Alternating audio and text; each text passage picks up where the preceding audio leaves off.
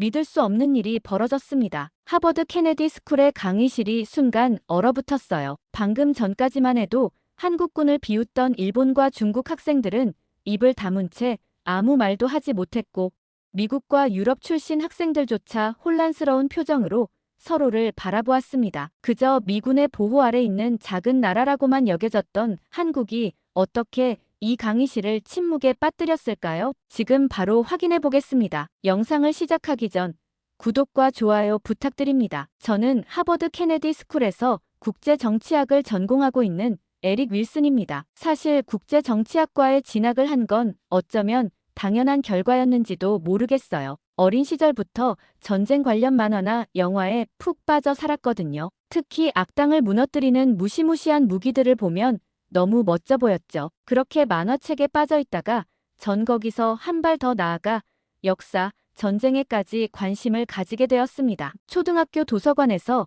제가 가장 자주 들렸던 곳이 바로 전쟁사 코너였어요. 2차 세계대전부터 베트남전까지 미국이 참전했던 모든 전쟁의 기록을 찾아 읽었죠. 그러던 13살 때쯤이었어요. 그날은 TV방송에서 한국 전쟁에 대한 다큐멘터리 특집이 나왔습니다. 너무 신이 났었죠. 화면 속에는 끝없이 이어지는 전쟁의 참상이 담겨 있었어요. 포연이 자욱한 전쟁에서 용감하게 싸우는 미군들, 그들의 보호 아래 피난길에 오른 한국 사람들. 어린 제 눈에는 마치 영웅 영화를 보는 것 같았죠. 특히 기억에 남았던 기억은 미국 군인들의 희생과 위대함이었어요. 근데 한편으로는 한국군은 늘 도움이 필요한 약한 군대로만 느껴졌고 불쌍한 나라라고 생각을 하게 되었습니다. 내레이션에서는 미군의 참전이 없었다면 한국은 공산화되었을 것이라는 말이 계속해서 반복됐어요. 그때부터였던 것 같아요. 어린 제 머릿속에 우월감이 자리 잡기 시작했죠. 역시 우리 미국이야. 우리가 없었다면 한국은 지도에서 사라졌을 거야. 이런 생각이 자연스럽게 제 마음에 뿌리 내렸죠. 그렇게 대학에 와서도 그 생각은 변함이 없었어요. 오히려 국제 정치를 공부하면서 더 확신하게 됐죠. 한국은 그저 미군의 보호가 필요한 약한 나라일 뿐이라고요. 그런데 얼마 전 그런 제 생각이 완전히 뒤집히는 일이 있었습니다. 평소처럼 케네디 스쿨 강의실에 앉아 있었는데 그날따라 분위기가 심상치 않았어요. 군사 전략 수업 시간이었고 다들 오늘은 어떤 강대국의 전략을 배우게 될지 기대에 차 있었죠. 중국, 러시아, 아니면 일본. 강의실은 세계 각국에서 온 학생들로 가득했어요. 제 옆자리에는 일본 학생 다카하시가 앉아 있었고 그 뒤로는 중국에서 온 장웨이가 자리를 잡고 있었습니다. 미 국방부 출신의 로버트 맥스웰 교수님이 강단에 서시자 강의실이 조용해졌어요. 그런데 교수님이 입을 열자마자 강의실 전체가 술렁이기 시작했습니다. 오늘 우리가 분석할 나라는 대한민국입니다. 순간 강의실이 조용해졌어요. 다카하시가 피식 웃으며 손을 들었습니다. 교수님, 한국이 강대국이라뇨? 그건 좀 과장 아닌가요? 솔직히 저도 같은 생각이었어요. 그래서 저도 손을 들고 말했죠. 교수님, 한국군이 미군의 도움 없이 단독으로 강한 군대라고 보기는 어렵지 않을까요? 제 말에 여러 학생들이 고개를 끄덕였고 중국 학생 장웨이는 한국은 역사적으로도 중국의 속국이었죠. 강대국이 될 수는 없습니다라고 덧붙였어요. 하지만 교수님의 반응은 예상과는 완전히 달랐습니다. 오히려 차분한 미소를 지으시더니 프로젝터를 가리키며 이렇게 말씀하시는 거예요. 그렇다면 여러분에게 한 가지 질문을 드리고 싶군요. 역사 속에서 강대국들에 둘러싸인 작은 나라가 어떻게 수천 년 동안 살아남을 수 있었을까요? 순간 할 말을 잃었습니다. 머릿속이 복잡해졌어요. 한국이 정말 그렇게 오래된 나라였나? 그냥 운이 좋았던 거 아닐까? 하지만 교수님의 다음 말씀이 제 생각을 흔들어 놓았습니다. 지금부터 대한민국이 왜 특별한 군사 전략을 가질 수밖에 없었는지를 설명해 드리겠습니다. 여러분이 알고 있는 한국과는 전혀 다른 모습을 보게 될 겁니다. 그 순간 제 가슴이 묘하게 뛰기 시작했어요. 어린 시절부터 굳게 믿어왔던 제 생각이 잘못된 것은 아니었을까 하는 의구심이 들기 시작했거든요. 교수님의 말씀을 듣기 전까지만 해도 저는 제가 한국에 대해 잘 알고 있다고 자신했습니다. 하지만 지금 돌이켜보면 그건 정말 커다란 오만이었던 것 같아요. 강의실이 조용해진 가운데 교수님은 프로젝터에 새로운 화면을 띄우셨어요. 고대 한반도의 전쟁 지도였죠. 그리고는 우리에게 뜻밖의 질문을 던지셨습니다. 113만 대군이 한 나라를 공격했습니다. 여러분은 이 전쟁을 아십니까? 순간 강의실이 술렁이기 시작했어요. 프랑스에서 온 소피가 조심스럽게 손을 들었죠. 혹시 나폴레옹의 러시아 원정인가요? 하지만 그때는 60만 명이었다고 알고 있는데 교수님은 고개를 저으셨습니다. 아닙니다. 더 거대한 규모의 전쟁이었죠. 바로 수나라의 고구려 침공입니다. 저는 순간 귀를 의심했어요. 113만 대군이라고, 그것도 고대에. 옆자리의 다카하시도 믿기지 않는다는 듯 표정을 찌푸렸습니다. 하지만 교수님은 차분하게 설명을 이어가셨어요. 여러분, 지도를 보시죠. 고구려는 오늘날의 한반도 북부와 만주 지역에 있었던 나라입니다. 그리고 수나라는 당시 세계 최강 대국이었죠. 수나라 양제는 113만 대군을 이끌고 고구려를 침공했습니다. 이건 단순한 숫자가 아닙니다. 당시 세계 인구를 고려했을 때 이는 현대의 수백만 군대와 맞먹는 규모였어요. 교수님은 지도 위에 화살표를 그리시며 계속 설명하셨습니다. 고구려는 이 엄청난 군대를 어떻게 막아냈을까요? 여기서부터가 정말 흥미롭습니다. 그들은 세 가지 핵심 전략을 사용했어요. 스크린에는 고구려의 전술이 하나씩 나타났습니다. 첫 번째는 차단 전술이었어요. 교수님은 요동 지역의 지형을 가리키시며 말씀하셨죠. 고구려는 험준한 요동의 지형을 이용해 적을 유리한 전장으로 유도했습니다. 마치 체스에서 상대를 원하는 위치로 몰아넣는 것처럼 말이죠. 두 번째 전략은 더 놀라웠어요. 보급로 차단이었습니다. 113만 명의 군대가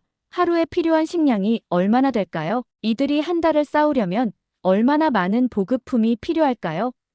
교수님의 질문에 강의실이 숙연해졌습니다. 고구려는 이 거대한 군대의 식량 보급로를 완벽하게 차단했습니다. 당시 세계 최강 대국의 정예군들이 굶주림으로 무너지기 시작했죠. 그리고 마지막 전략은 가장 충격적이었어요. 교수님이 탈수강이라는 강을 가리키셨습니다. 고구려는 이 강의 수문을 열어 수나라 군대를 수장시켰습니다. 수십만 명의 병사들이 순식간에 물살에 휩쓸려갔죠. 자연을 무기로 활용한 겁니다. 저는 믿기지 않았어요. 옆자리의 다카하시도 뒷자리의 장웨이도 말을 잃은 듯 했습니다. 특히 장웨이의 표정이 복잡해 보였죠. 자국의 역사에서 이런 패배가 있었다는 걸 처음 알았는지도 모르겠습니다. 잠깐만요, 교수님. 제가 손을 들었습니다. 이런 중요한 전쟁을 우리가 지금까지 몰랐다는 게 이해가 안 되는데요. 교수님은 의미심장한 미소를 지으셨어요. 바로 그겁니다. 우리가 얼마나 많은 역사적 진실을 놓치고 있었는지를 보여주는 좋은 예시죠. 교수님은 이어서 고구려의 전술이 현대 군사 전략에도 적용되고 있다고 설명하셨어요. 지형을 이용한 차단, 보급로 차단, 자연을 이용한 전술, 이것들은 현대전에서도 여전히 유효한 전략입니다. 실제로 한국군은 이러한 전통적 전략을 현대화하여 훈련에 적용하고 있죠. 그때였어요. 다카하시가 다시 한번 도전적인 질문을 던졌습니다. 하지만 교수님, 그건 너무 오래된 역사 아닌가요? 현대의 한국군이 그때의 전략을 이어받았다고 하시는 게. 교수님은 다카하시의 말을 자르셨어요. 그렇게 생각하십니까? 그렇다면 고구려 이후의 이야기를 들려드리죠. 몽골 제국과의 전쟁에서 고려는 어떻게 살아남았는지. 저는 순간 등골이 서늘해졌어요. 지금까지 제가 알고 있던 역사가 너무나 단편적이었다는 걸 깨달았거든요. 그리고 교수님의 다음 이야기가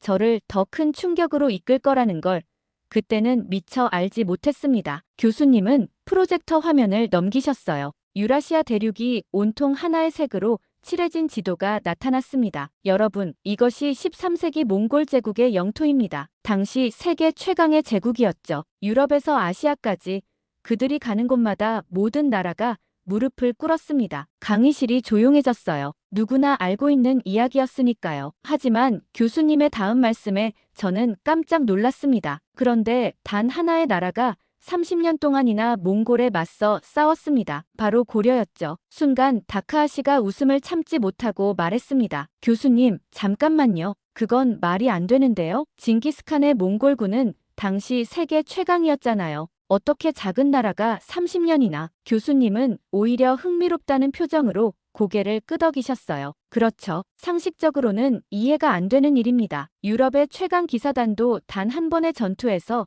몽골군에게 괴멸당했는데 말이에요. 그럼 고려는 어떻게 30년이나 버틸 수 있었을까요? 스크린에는 고려의 산성 사진이 떴습니다. 보시는 것처럼 고려는 산성을 이용한 특별한 전술을 구사했어요. 몽골군의 주력은 기마부대였죠. 그들은 평지에서는 무적이었지만 산악 지형에서는 힘을 쓸 수 없었습니다. 교수님의 설명이 이어졌어요. 고려는 산성에 거점을 만들고 게릴라식 전투를 펼쳤습니다. 적은 군사력으로도 큰 피해를 입힐 수 있는 전략이었죠. 그리고 가장 중요한 건 교수님은 잠시 말씀을 멈추셨다가 강조하듯 말씀하셨어요. 그들은 수도를 강화도로 옮겼습니다. 지도에는 강화도가 표시됐어요. 강화도는 섬이었기에 몽골의 기마부대가 접근할 수 없었습니다. 고려는 이곳에서 30년 동안 저항을 이어갔죠. 결국 몽골은 고려를 완전히 정복하지 못하고 형식적인 항복만 받아내야 했습니다. 저는 순간 머리가 멍해졌어요. 중학교 때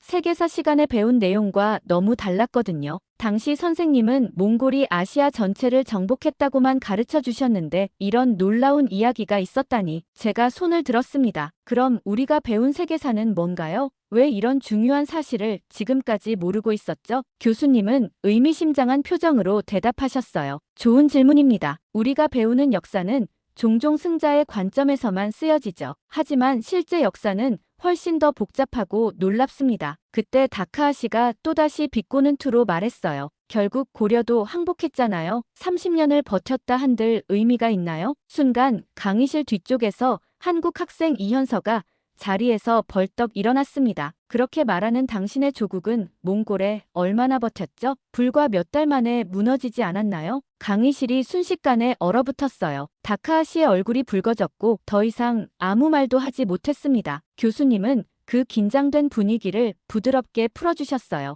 여러분, 여기서 중요한 건 단순히 어느 나라가 더 오래 버텼는가가 아닙니다. 주목해야 할 것은 고려가 보여준 전략적 사고예요. 그들은 자신들의 약점을 정확히 알고 그것을 보완할 방법을 찾아냈습니다. 지형을 이용하고 적의 약점을 파고들었죠. 교수님의 말씀이 이어졌습니다. 더 놀라운 건 이런 전략적 사고가 후대까지 이어졌다는 겁니다. 조선시대의 이순신 장군도 비슷한 전략을 구사했는데 순간 저는 호기심이 치솟았어요. 이순신이라는 이름을 들어본 적이 있었거든요. 미 해군사관학교에서 잠깐 언급된 적이 있었던 것 같은데 그때는 그냥 지나쳤었죠. 교수님은 고개를 끄덕이시며 새로운 슬라이드를 준비하셨어요. 지금까지 고려의 이야기를 들으셨는데 이제는 더 놀라운 전략가의 이야기를 들려드리고 싶습니다. 조선의 이순신 장군이죠. 순간 강의실이 조용해졌어요. 제 주변의 학생들도 처음 듣는 이름인지 호기심 어린 표정을 지었습니다.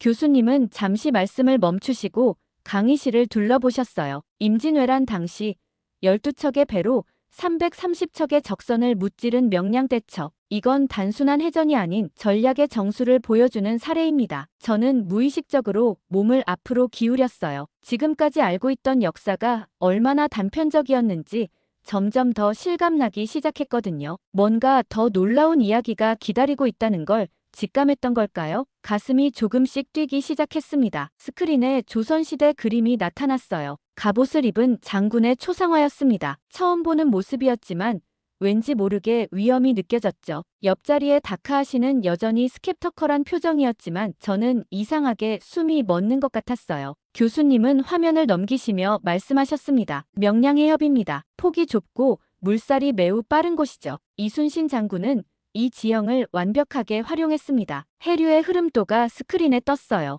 교수님의 설명이 이어졌습니다. 명량해협의 물살은 하루에 4번씩 바뀝니다. 이순신은 이 사실을 정확히 알고 있었죠. 그는 조류가 가장 빠른 시간을 노려 전투를 시작했습니다. 순간 제 머릿속에서 뭔가가 스쳐 지나갔어요. 잠깐, 이건 지형을 이용한 전략이잖아. 현대 군사 전략에서도 가장 중요하게 다루는 부분이었거든요. 일본 함대는 수적 우세만 믿고 좁은 해협으로 밀고 들어왔습니다. 교수님의 목소리가 점점 긴장감을 더해갔어요. 하지만 그들은 치명적인 실수를 저질렀죠. 빠른 조류를 전혀 고려하지 않았던 겁니다. 스크린에는 해전 상황도가 떴어요. 비자 대형으로 해협 한가운데 자리 잡은 12척의 조선 수군, 그들을 향해 밀려드는 330척의 일본 함대. 숫자만 들어도 압도적인 차이였습니다. 하지만 그 다음 순간 믿을 수 없는 일이 벌어졌어요. 일본 함대가 물살을 거슬러 오르려다 대형이 흐트러지고 배들이 서로 부딪히기 시작했다는 거죠. 그 틈을 노린 조선 수군의 집중 포격. 결과는 충격적이었습니다. 330척 중 31척만이 살아남았다고 해요. 하지만 더 놀라운 건 따로 있습니다. 교수님이 의미심장한 표정으로 말씀하셨어요. 이순신 장군은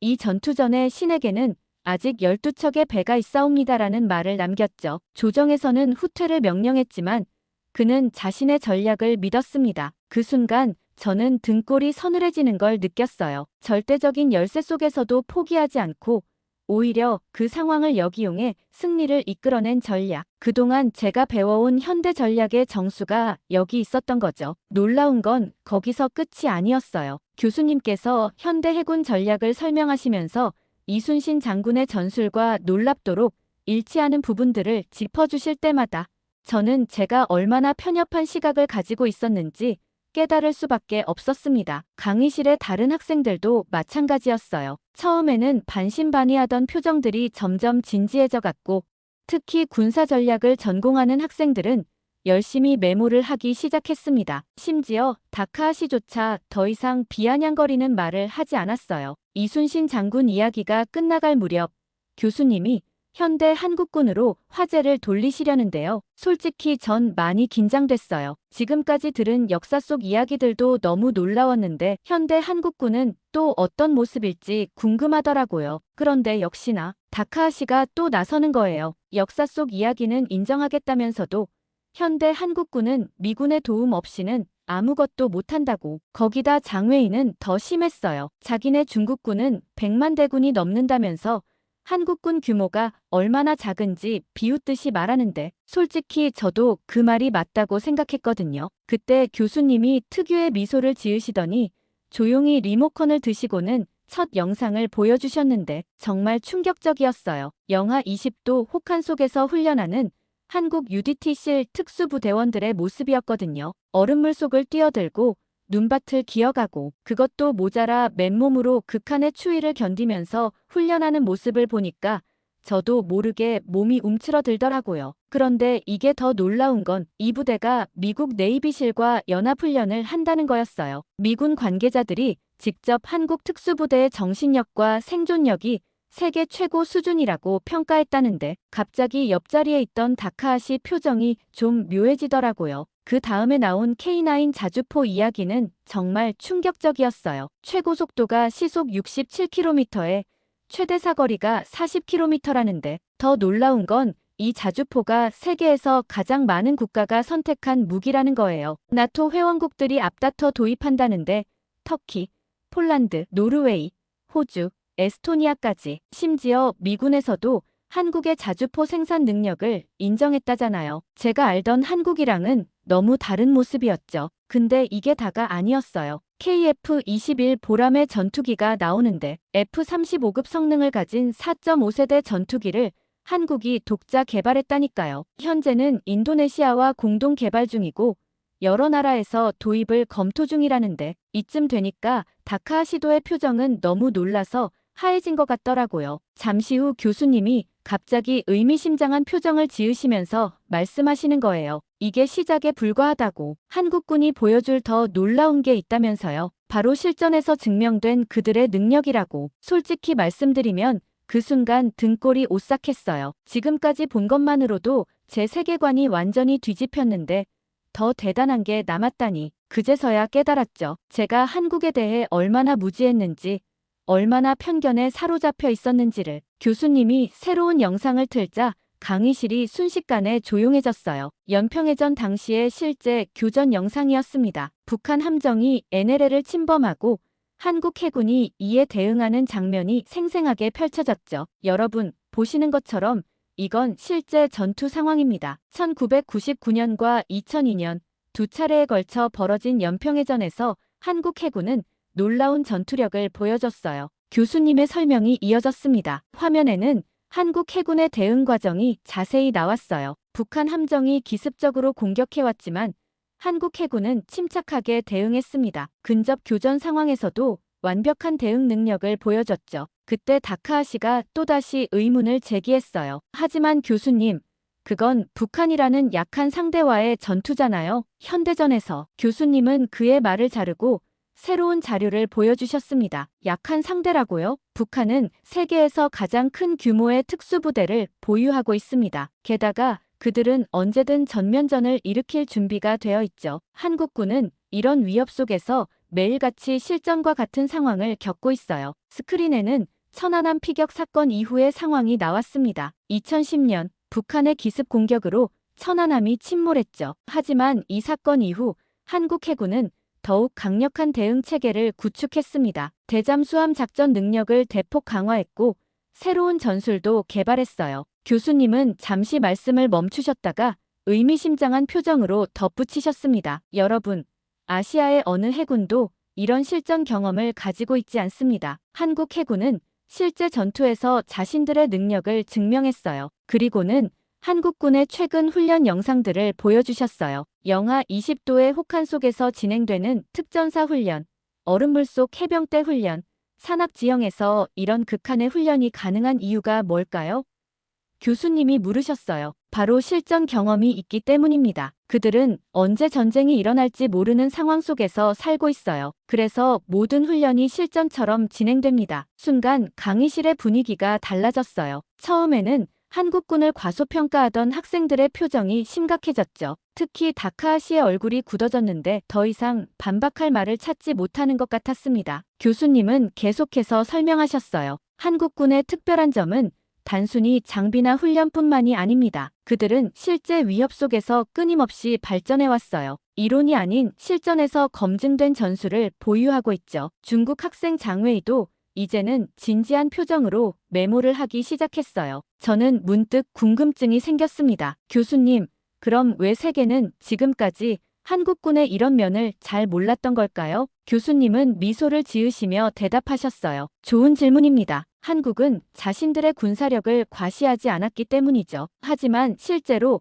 군사 전문가들 사이에서는 한국군의 능력이 잘 알려져 있습니다. 그때 교수님이 새로운 영상을 준비하시는 걸 보며 저는 이제야 진짜 한국군의 모습을 보게 된 것 같다는 생각이 들었어요. 어릴 때부터 가졌던 편견이 하나둘씩 무너지고 있었거든요. 강의실 안이 조용해진 가운데 교수님은 마지막 슬라이드를 보여주셨어요. 한반도의 위성 야경 사진이었습니다. 남쪽은 밝게 빛나고 있는데 북쪽은 칠흑 같은 어둠에 잠겨 있었죠. 보이시나요?